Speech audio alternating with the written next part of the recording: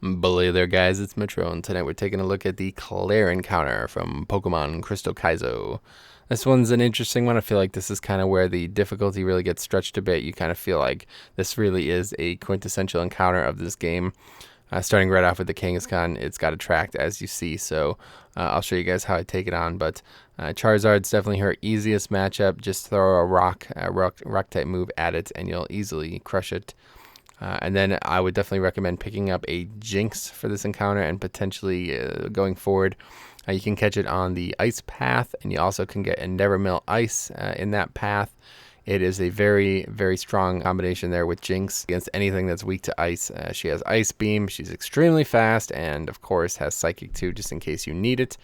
A very strong special attacker. Honestly feels better than I remember Jynx being. I played with Jynx in Reborn, and it was very fragile and did not hit very hard, if I remember correctly. But either way, that's a different game. So her hardest matchup is definitely Kingdra. It's obviously a tough, bulky Pokemon, which you'll probably agree with in any game in any generation. So I just go for the either Explode or Wobbufet. I think Wobbufet is going to be one that I'm going to need to start using a lot more, so I kind of flex him here a little bit.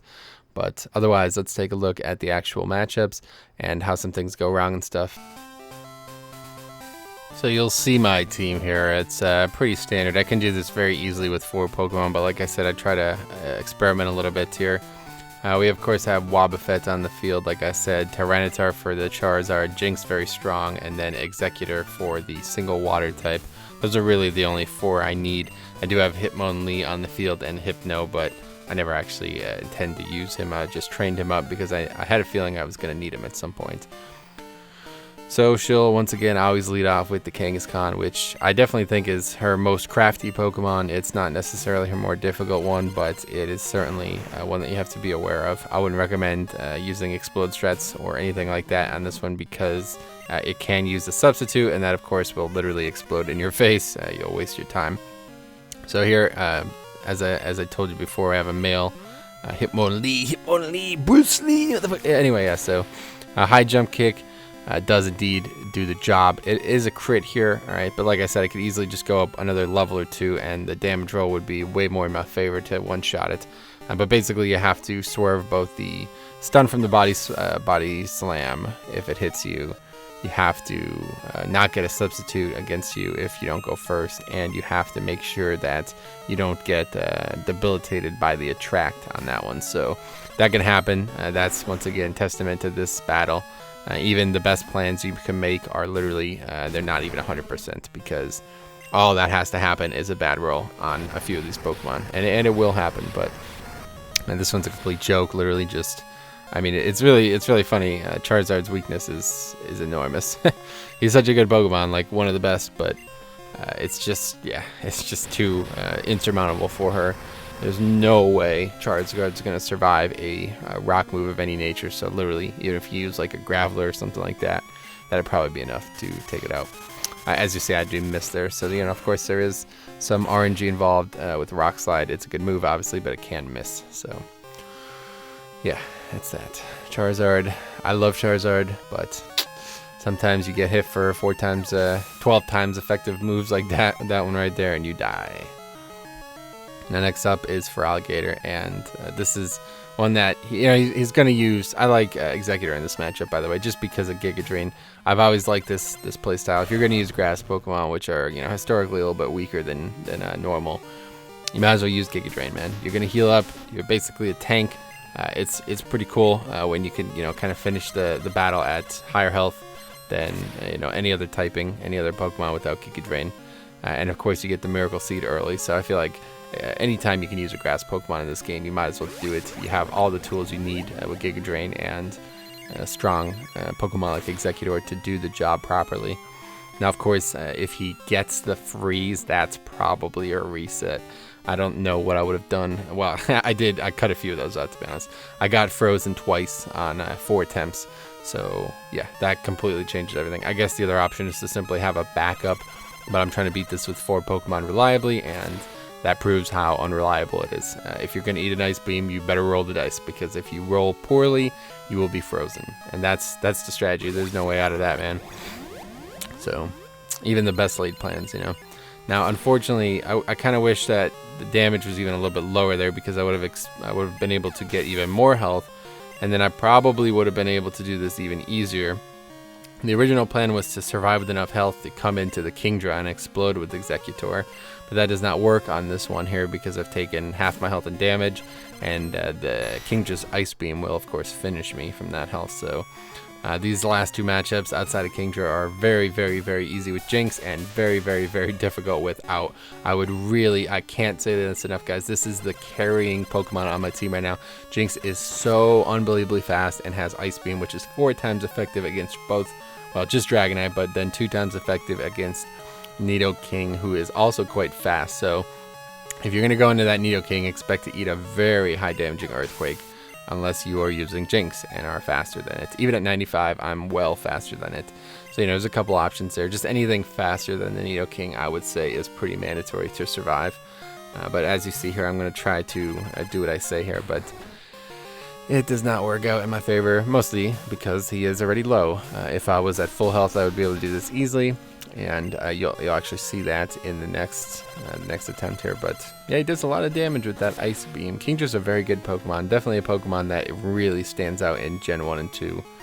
In Crystal, this is one of the best Pokemon in the game, mostly because it's very strong typing, very low matchup capabilities, and of course its offensive moveset can be very detrimental. So now this Pokemon, as you saw in the moveset part of this video, has both a physical and special move, so this is definitely not the best chance, but Octazooka seems to be used almost 100% of the time against Wobbufet, so we can't really manipulate the RNG, but it does seem like it favors it, I suppose, because it's its best move and there's no type advantage to be gained. So maybe that is actually manipulation of the AI, but of course Mirror Coat is all you need against Octazooka, and that's a win right there. Clair down like the Titanic after you send in the Jynx to take out the Nidoking. You certainly could do anything here. I was going to try Hypno. Hypno is very bulky, strong enough to one-shot it, I imagine, so that's why I had Hypno on the team, but mostly because I just wanted to train him up. So this is an easy win with 5 Pokemon, but now I'm going to show you guys how to win with 4 Pokemon. It's, like I said, a little bit more difficult, and I do get a little bit lucky, but I feel like it's better to actually show off, ways that things can go poorly, also go well, and that's all that Pokemon really is. If you play your cards right, you play the matchups right, sometimes you get lucky, sometimes you get unlucky. Alright, so let's try this again. Now we're going to try with the 4 Pokemon strat, which is Wobbufet instead of Hitmonlee. We do not use him at all in this battle, and we do get a little bit lucky here. Now I think, let's make sure before we embarrass ourselves there.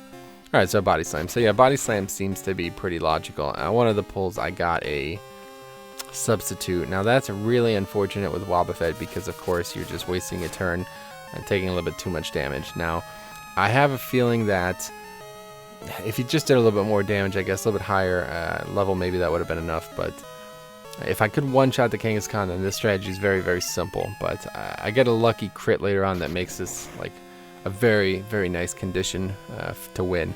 But I think Wobbufet would survive from that health, and he gets paralyzed. So this is actually pretty bad draw here. Getting paralyzed by the Body Slam is definitely not what you're after there. I think if I put that Wobbufet in on the Kingdra, it would still actually be able to kill it, but I don't know. I haven't tested it personally because this is this is how it goes down. So now I might as well just I wish I could just skip this battle because this is like literally a waste of time, man. Charizard at this point in the game is just way too weak against Rock. It's unbelievable, but you never know. You could crit with that Earthquake. Maybe that would kill it. I don't really think it would, to be honest. Tyranitar is really strong, guys. If you don't have Tyranitar, you can get it from the Dark Cave early on. I'm sure there's other places you can get its pre-evolutions, but it is very good. I would really, really recommend picking it up. And I crit there, which complete weight doesn't matter. It was dying. It's like 9 times effective, man. It's not going to survive that. Feraligatr, once again, can freeze. So if you're going to play grass, you got to be careful of that. You could try the lightning, lightning efficiency, but I don't know. I like going grass. Most Pokemon that are water anyway end up having Earthquake or something stupid to try to go against water. To try to go against electricity anyway. So I don't know. It's up to you guys. Whatever you want to play here. I just like it a lot because of his mobility. His ability to stay at high health.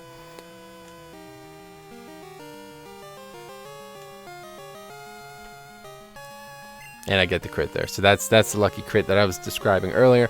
That allows my Executor to stay at full health and potentially avoid a situation where I can't kill the Kingdra easily. So like I said, the original plan was to just put Wobbufet in against Kingdra. I do think he would have survived the hit, or I don't know. I'm debating Miracle. I would have gone second though, so I don't think that would actually work. I don't know. It's a mess.